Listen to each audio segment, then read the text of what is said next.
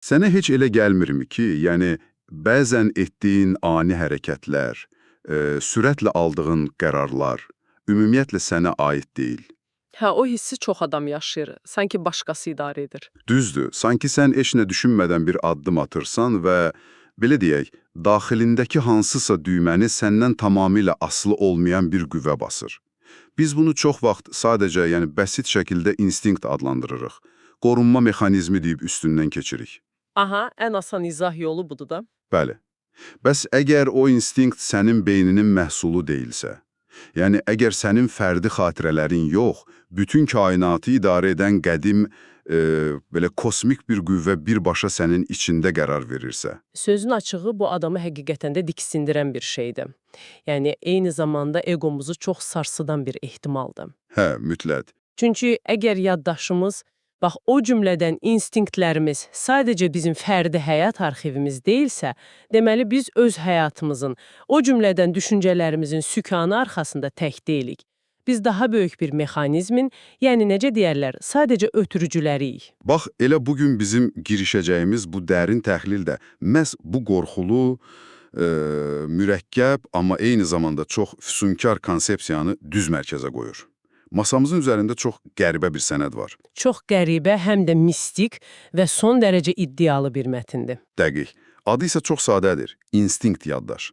Amma cümlələri o qədər mütləq, o qədər səlahiyyətli bir dildə yazılıb ki, yəni oxuduqca adama elə gəlir ki, bütün kainatın istifadə kitabçasını əlində tutub oxuyur. Özdə birbaşa yaradıcının dilindən yazılmış kimi bir təəssürat yaradır. Bəli, bəli. Və dərhal onu da qeyd edim ki, biz bu sənətdəki dini, ilahi və ya o peyğəmbəranə tonun arxasında duran iddiaların nə vəkillik, nə də tənqidçisi. Yəni biz tərəf tutmuruq. Əlbəttə, biz sadəcə təhlil edirik. Tamamilə.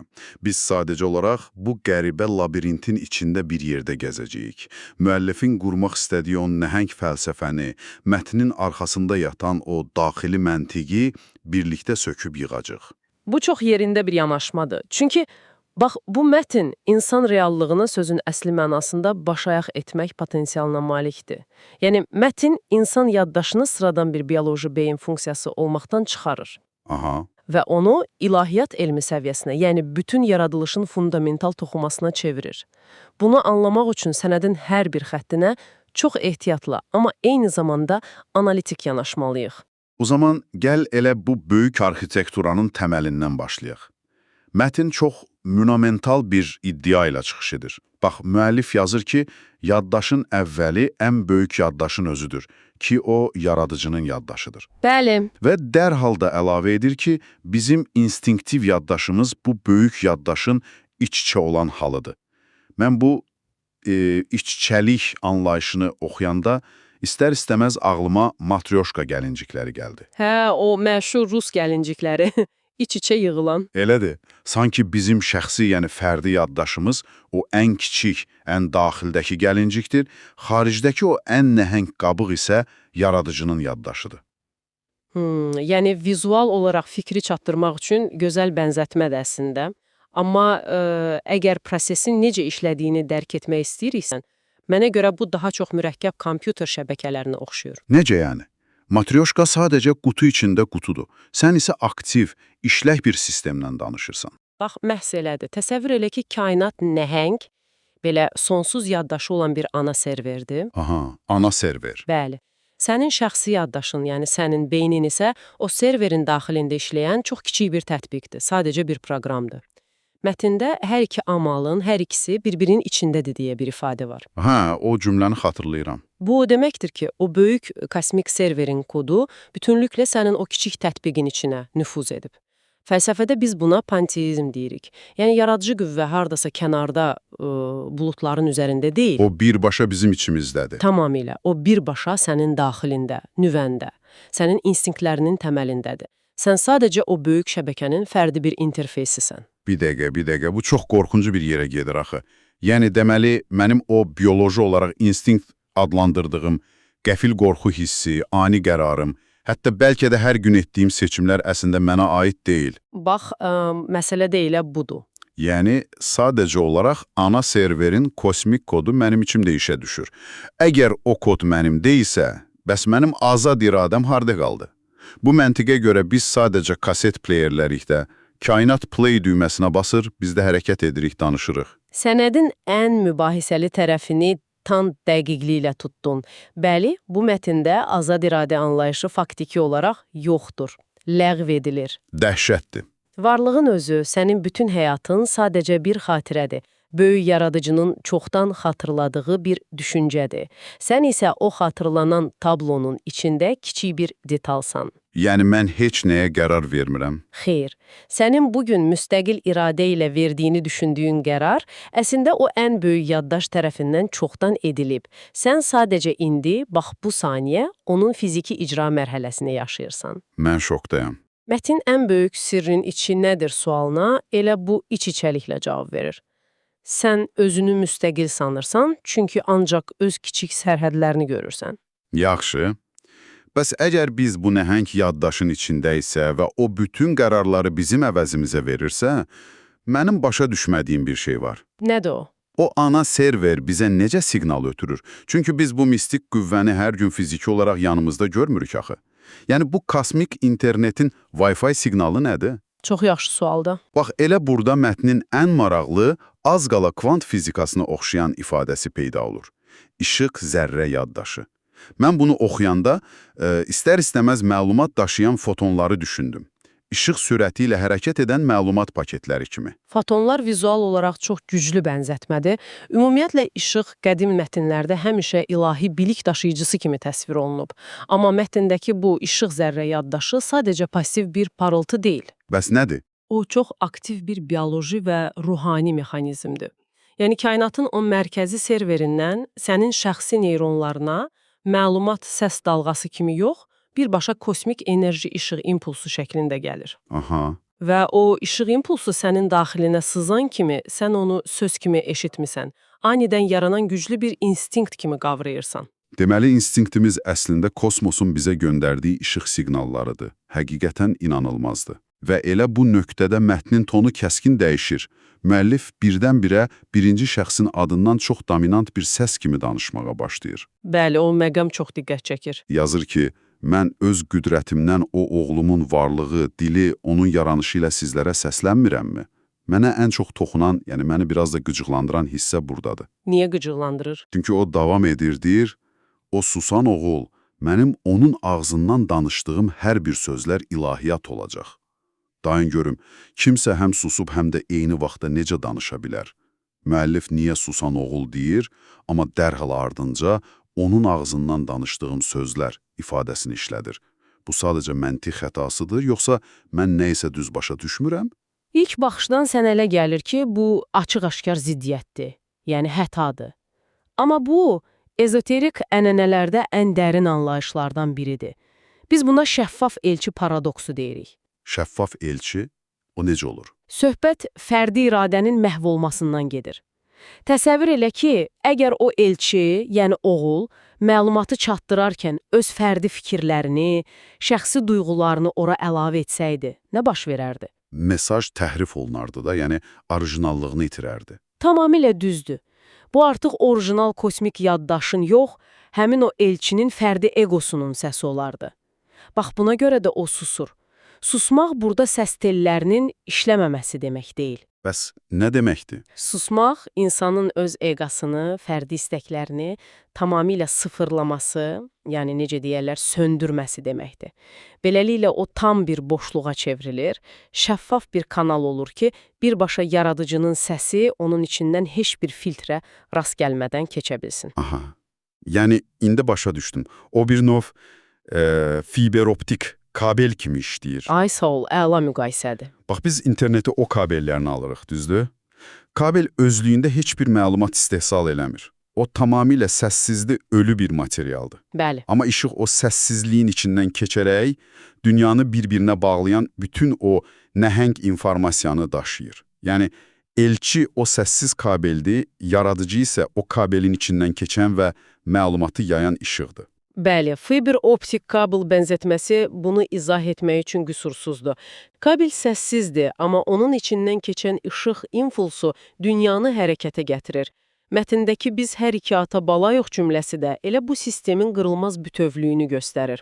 Yəni mənbə ilə ötürücü arasında heç bir boşluq yoxdur. Heç bir boşluq yoxdur. Və bax, bizi dinləyən sən, əgər gündəlik həyatında xaosun və ya təsadüflərin olduğuna inanırsansa, mətn sənə çox sərt bir xəbərdarlıq edir. Deyir, heç bir təsadüfə mən yer vermərəm. Yenə həmin məsələyə, o mütləq determinizmə qayıdırıq. Deməli, hər şey sərt bir şəkildə, yəni lap ən xırda mikroskopik detallarına qədər əvvəlcədən təyin edilib. Həyatımızın heç bir improvizasiyası yoxdur. Heç bir improvizasiya yoxdur. Təsadüf deyilən şey ancaq bizim limitli insan beynimizin uydurmasıdır. Yəni, biz sadəcə nəticəni görürük deyə elə bilirik təsadüfdür. Bəli, biz o ana serverin kodunu görmürük axı. Mətn iddia edir ki, sənə qəfil təsadüf kimi görünən hər şey əslində işıq zərrə yaddaşının çox öncədən planlaşdırdığı növbəti xatırlamadır. Yaxşı, gəl buradan irəli gedək. Çünki, bax, bu nöqtəyə qədər hər şey fəlsəfi olaraq mənə aydındır. Sonsuzluqdan, cəm yaranış kürələrindən, işıq zərrələrindən, yəni fiber optik səssiz elçilərdən danışırıq. Bəli, tamamilə abstrakt səviyyədəyik. Abstraktın əlpik nöqtəsindəyik və mən bu kosmik mənzərənin içində üzərkən, mətn birdən-birə adama elə bir şillə vurur ki, mən sənədə oxuyanda sözün əsl mənasında donub qaldım. Hə, tonun o qəfil enişi adamı şoka salır. Həm də necə eniş? Yazır ki, şimali şərqdə çıxıb, qərbdən ikiyə qovuşacaqdır. Və ardınca isə daha da dəli, belə detalı enən bir cümlə gəlir. Şua, mart ayı, 23-də saat 12-də mənə qovuşacaqdır. İzah elə görüm, niyə? O isə biraz... Yəni, bu qədər nəhəng, sonsuz fəlsəfi iddiaları olan bir mətn, niyə birdən-birə hansısa dostla kofe içmək üçün görüş təyin edilmiş kimi dəqiq GPS koordinatı və martın 23-ü gün orta saat 12 kimi vaxt verir. Bizi dinləyən adam indi təqviminə baxıb fikirləşir ki, görəsən doğrudan da martın 23-ünə isə kosmik bir hadisə olacaq. Bu sadəcə psixoloji manipulyasiyadır. Manipulyasiya sözü biraz sərt səslənir bəlkə də. Gəl buna ezoterik ənənənin klassik mexanizmi deyək. Bunu psixoloji bir lövbər kimi düşünmək lazımdır. Lövbər, yəni bizi reallığa bağlamaq üçün. Bəli. Bax, əgər sən bir insana yalnız kosmosdan, trilyonlarla işıq ilə uzaqlıqdakı enerjilərdən danışsan, insan beyni bunu reallıq kimi yox, sadəcə uzaq bir fantaziya, yəni bir nağıl kimi həzm edəcək. Çünki bioloji varlıqlarıq da, bizə zaman və məkan lazımdır. Məhz, bizim reallığı dərk etmək üçün bu ölçülərə ehtiyacımız var. Mətn, martın 23-ü kimi konkret bir tarix və saat verməklə o uzaq kosmik yaddaşı sənin gündəlik həyatına, sənin bioloji saatına yüklüyür. Aha, yəni sən saatına baxanda o qaçılmaz anı hiss edirsən? Bəli, indi o mütləq güc hardasa səmada deyil. O, sənin yaxınlaşan saniyələrinin düz özüdür. Yəni, o nəhəng sonsuzluğu bizim limitli beynimizə sığışdırmaq üçün bir növ qablaşdırma üsuludur da bu. Şimali, şərq və qərbdə yəqin ki, elə sırf coğrafi məkanlar deyil, simvollardır. Əlbəttə simvollardır. Mifik ədəbiyyatda bu istiqamətlər günəşin hərəkətini başlanğıc və sonu simvolizə edir. Amma burada ən kritik məsələ axırıncı qayıdış konsepsiyasıdır. Yəni, hər şeyin bir nöqtəyə toplanması... Bəli, o spesifik saat və yer o deməkdir ki, bu işıq zərrələri ilə yayılan məlumatlar dövrəsini tamamlayıb və indi hamısı yenidən bir yerdə yığılmalıdır. Aha. Nə ola biləcəyini düşünür. Şəxsi həyatlarında o qovuşmanın nə vaxt baş verəcəyini xəyal edirlər. Təbii ki, insan psixologiyası belə işləyir. Amma sənə tam səmimi bir şey deyim. Mətnim məni ən çox küncə sıxışdıran, belə beynimi error vəziyyətinə salan yeri bu təqvim hissəsi deyildi. Sənədin düz son cümlələridir. Baxaq, nə baş verir o son sətirlərdə? Müəllif o təyin olunmuş qovuşma anından sonraki vəziyyəti təsvir edəndə, bax belə bir qəribə cümlə qurur. Onları axıra zamanı geri çəkəcəyəm, yaddaşa sadiq qalacağam. Aha, o məşhur cümlə. Yaxşı, gəl elementar məntiqi, fəza zaman ardıcıllığını düşünək. Biz həmişə axıra doğru, yəni gələcəyə, sona doğru irəli gedirik də. Bəli, xətti zaman anlayışımız belədir. Keçmişə doğru isə geri çəkilirik. Sən gələcəyə, yəni axıra necə geri çəkilə bilərsən axı? Axıra doğru geri çəkilmək açıq-aşkar fizika, məntiq və qrammatika ziddiyyətidir. Bu sadəcə qələm xətasıdır, yoxsa məni qəsdən bu fəlsəfi çaşqınlığa salır? Qətiyyən xəta deyil. Və əmin ol ki, mətnin ən dahi, ən mürəkkəb hissəsi məhz bu xronoparadoksdur. Yəni zaman paradoksu. İzah elə zəhmət olmasa, çünki mən heç nə başa düşmədim. Məsələ ondadır ki, bizim, yəni sənin, mənim, dinləyicinin öyrəşdiyi zaman xəttidir. Bir ip düşün, bir ucu keçmişdi, digər ucu gələcək. Sən bir ucundan digərinə düz yeriyirsən. Və son həmişə qarşıdadır. Hə, amma bu mətnin arxitekturası sənə deyir ki, zaman düz ip deyil, zaman sferikdir, dairəvidir. O qədim Uroboros simvolunu xatırlayırsan, öz quyruğunu yeyən ilan. Hə, sonsuzluğun simvolu. Hər şeyin dövr edib eyni yerə qayıtması. Olmuşdu. Yaddaşın əvvəli yaradıcının yaddaşıdır. Yəni mütləq başlanğıc oradadır. Bəli, sən həyatda yaşadığını, irəli getdiyini və nəhayət sona çatdığını düşünürsən. Amma sən dairənin üzərində hərəkət etdiyin üçün sona yaxınlaşdıqca əslində yenidən başladığın nöqtəyə yaxınlaşmısan. Dəhşət. Ona görə də mətn deyir ki, mən sizi axıra doğru geri çəkəcəyəm. Çünki onun axırı dediyi şey əslində elə əvvəlin özüdür. Sən sonu yaşayanda sadəcə başlanğıca toxunursan. Vay, bu doğrudan da adamı sarsıdır. Başqa sözlə, yəni inkişaf, təkamül dediyimiz proses əslində evə, o orijinal yaddaşa qayıtmağın sadəcə başqa bir adıdır. Bəli. Deməli, biz heç ara getmirik. Gələcək deyə bir şey yoxdur. Sadəcə qopub gəldiyimiz ilk mənbəyə dönürük. Mükəmməl. Xülasə etdin. Məhz elə bu səbəbdən sənəd öz mütləq determinizmini o həlledici cümlə ilə möhürləyir. Yaddaşa sadiq qalacağam. Yəni, plandan kənara çıxmayacağam. Bəli. Heç bir təsadüf yoxdur, azad iradə sürprizi yoxdur. İlk matryoşkanın dizaynı necə idisə, sondakı dizayn da tam onun eynisi olacaq. Dairə qapanır və kosmik yaddaş öz varlığını tamamlayır. Həqiqətən insanı donduran bir hissdir. Bunu anladıqca hiss edirsən ki, biz o kiçik dairənin içində daim irəli getdiyini düşünən qarşıqalar kimiyik. Hər addımımızın yeni olduğunu düşünürük, amma əslində milyon illərdir yazılmış ssenarinin daxilində eyni hərəkəti təkrarlayırıq. Elədir ki, var.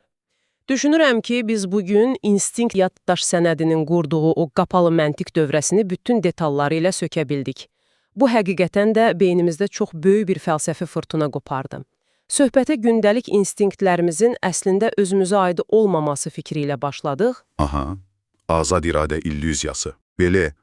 Sonra o kosmik serverdən bizim neyronlarımıza səssiz elçilər vasitəsilə enən işıq zərrələrinin mexanizmini təhlil etdik. Kainatın fiberoptik sistemini yəni. Martın irim üstə baş tutacaq o şokkedici qovuşma anının bizi reallığa necə lövbərlədiyini gördük və nəhayət zamanın sferik quruluşunu anladıq. O nəhəng axırın əslində evə geri dönüşdən başqa bir şey olmadığını dərk etdik. Mən deyərdim ki, belə mətnləri oxumağın ən böyük faydası da elə budur. Bu, insanı bir anlıq da olsa öz kiçik bioloji həyatından qoparıb çox qlobal bir mənzərəyə baxmağa məcbur edir. Sən fərdi iradəni tamam başqa cür görməyə başlayırsan. Bu adamı dəyişir. Bəs sən, bəli, sən bizi hazırda dinləyən dəyərli dost. Sən bütün bunlara necə yanaşmalısan? Niyə bu sənin vecin olmalıdır axı? Bax, istər bu cür ezoterik iddialara dini bir təlim kimi inan, istərsə də onu sadəcə mistik bir hekayə kimi dəyərləndir, bu heç nəyi dəyişmir. Əsla dəyişmir. Çünki bu sənət hər bir halda sənə çox əsaslı və narahat edici bir sual verir. Sənin xatirələrin, hər gün etdiyin seçimlər doğrudanmı ancaq sənin beynində istehsal olunur, yoxsa sən doğrudan da o qədim, böyük yaddaşın sadəcə kiçik bir terminalsan? Dərin sualdır. Bugünkü təhlilimizi yekunlaşdırmazdan əvvəl sənin məhz bu fikirlə, bəlkə də səni biraz silkələyəcək son bir ehtimalla tək buraxmaq istəyirəm. Heç həyatında tamamilə yad bir məkana daxil olanda və ya heç tanımadığın bir insanla qarşılaşanda qəfildən o mən bu anı hardansa dəqiq xatırlayıram hissini yaşamısanmı? Yaxud da çox kritik bir anda məntiqi kənara atıb daxilindəki o qəribə səsə qulaq asaraq anidən hərəkətə keçmisənmi? Biz buna çox vaxt dejavu və ya 6-cı hiss deyirik. Aha, və dərinliyinə getmirik. Bəli, amma əgər bugün təhlil etdiyimiz, sənədin izah etdiyi o kosmik mexanizm həqiqətdirsə, bəlkə də o an hiss etdiyin şey sənin şəxsi həyat təcrübən deyildi. Bəlkə də o qəfil instinkt səndən milyon illərlə qədim o nəhəng instinkt yaddaşın sənin içində pıçıldadığı kiçik bir məlumat zərrəciyi idi. Sənin əzələlərini hərəkət etdirən, amma qətiyyən sənə aid olmayan mütləq bir səs.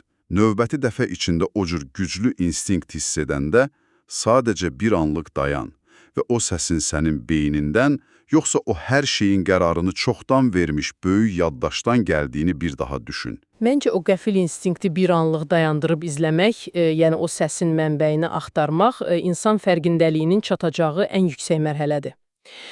Bugün bu mürəkkəb düşüncə təcrübəsini bizimlə bölüşdüyün və bu labirintin sonuna, yəni zamanın əvvəlinə qədər bizimlə birlikdə gəldiyin üçün təşəkkürlər. Həqiqətən də çox möhtəşəm bir təhlil oldu. Çox sağ ol, dəyərli dinləyici. Hər zaman olduğu kimi, sənə verilən hər bir mütləq həqiqəti sorğulamağa və təsadüf sandığın şeylərin arxasındakı o səssiz əlaqələri tapmağa davam et. Gələn görüşlərə dək.